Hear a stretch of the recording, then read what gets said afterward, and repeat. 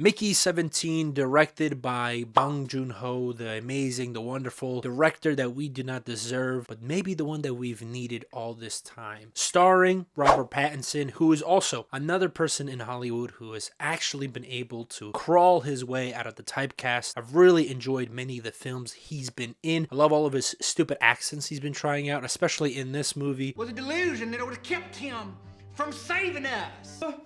You ain't the president and you ain't my father. He really just always seems to be enjoying himself now that he's really dug himself out of his early career. I think he's having such a great revival, and including in this film, I think he does amazing. I think part of the reason why I would recommend you to go watch this film is just to see Robert Pattinson's acting. He does not feel like someone who's talking to himself, which I would know. I have plenty of self-experience, but he does feel like someone who is with another actor talking in the same room together. Now, Bong Joon-Ho got really famous for his film Parasite, which came out in 2019, which I feel like is a generational film. I think it really captured the cultural zeitgeist of that time period, and I've been a fan of his for quite some time. I've seen Snowpiercer. That was the first film I've seen by him, and it really did capture me in a way that's just unbelievable. I saw it during a New Year's party, which is the weirdest time to watch Snowpiercer or really any movie. His films are just able to capture this working man's dilemma, especially this film. Pretty much every one of his main characters is just someone struggling with their place in their society, their job, or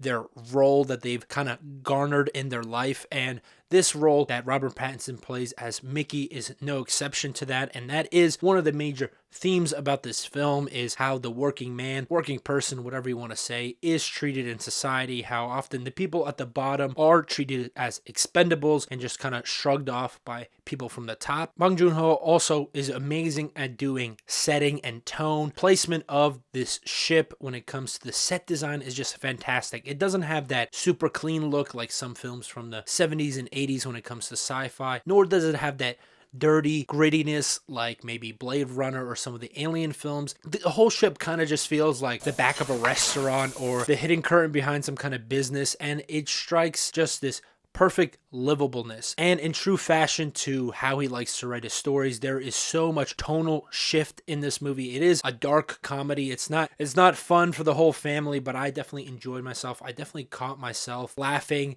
not in like a always like kind of like a haha funny, but Haha, isn't that kind of terrible funny? so if you're into that kind of stuff, if you're into a more cynical, more of this kind of dark sense of humor, this is definitely right up your alley. The tone switches are very common in his writing style, especially in Snowpiercer and in Parasite. That is one of his major things that he loves to do. When it comes to other notable performances, I would say that most of the cast does a really good job supporting Robert Pattinson. I love his love interest in this film. I forget her name, but she definitely works well with Bong Joon-ho, kind of twisting and turning of emotions and feelings. I think she lands it perfectly with Robert Pattinson. One of the major issues I had with this, especially as the film kept on going on, is Mark Ruffalo's performance here. He's playing this very Trumpian politician. The director, he denies it, and so does Mark Ruffalo. They deny that this is supposed to be Trump, but he's clearly supposed to be Trump. And at first, I really enjoyed it. I thought it was really funny because he was like this distant politician that was completely out of touch. But as the story went on, he came closer and closer to the camera, closer and closer to our main characters. And there are many scenes, especially towards the end, where he's just overselling it. He's overplaying it. He goes from funny, strange contrast to the main story to a caricature of his own portrayal. Clearly, he's supposed to be some kind of allegory, but at the end, especially with Tony Collette, I feel like both of them really, they oversell it here, and it kind of sends the tone off on a cliff, especially in those last scenes. Other things that I really enjoyed about the film are the aliens. Technically, they're not aliens. The humans are aliens in the story. The creatures, I love their biology. I love the way that they look. It looks a lot like the creature from Okja, another Bong Joon-ho film. So it kind of even looks like the monster from The Host, another one of his films. So he clearly has a favorite when it comes to strange creatures. And the last thing I would want to mention, and I'll try to keep it as spoiler-free as possible, but even though I enjoyed the majority of this film, and I would recommend you to go watch it because he is such a unique voice when it comes to different directors. Him being from Korea is one of my favorite parts because his worldview, his point of view when it comes to social commentary, social views, and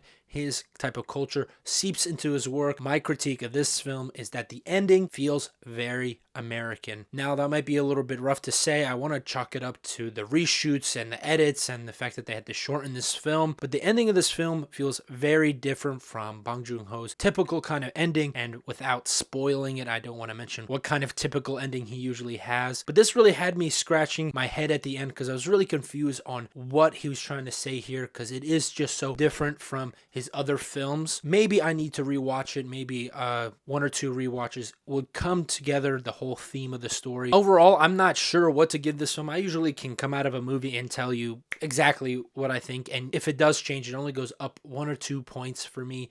But out of 10, I'm not sure what to give this film, so I'm just going to give it a range. What are you going to do about it? So this film for me definitely isn't a 9 or a 10 out of 10. It is really good in certain parts, but there are some parts that lag for me. So this could possibly be an 8 after another rewatch. I don't think it would go as low as a 5 out of 10. So I'm going to give it the range of a 6 to 8 out of 10. Let me know what you thought about this film, if you've seen it already or if you're going to watch it. What other roles by Robert Pattinson do you enjoy or you might actually despise? How would you rank Bong Joon-ho's other films, and where would you place this one in that ranking? Put it all in the comments down below. As always, if you enjoy what I do here, you can leave a like and subscribe. And if you love what I do here, you can always buy me a coffee. That will be in the description down below. Thank you for watching. I love you.